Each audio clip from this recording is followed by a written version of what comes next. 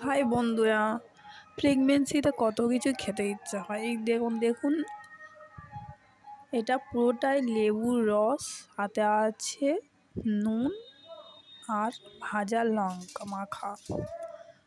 তো এটাকে সমস্তটা একসঙ্গে করে নেব। তো বন্ধুরা, আপনাদের কার কার এমন খেতে ইচ্ছা হয় অদ্ভুত খাবার? বন্ধুরা, এর সঙ্গে আমি খাবো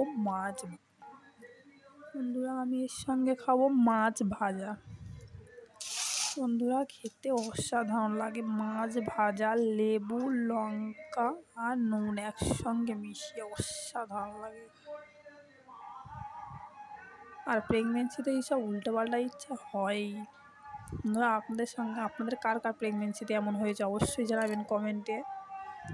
ভালো লাগলে সাবস্ক্রাইব করবেন আমার চ্যানেল মায়ের জার্নি।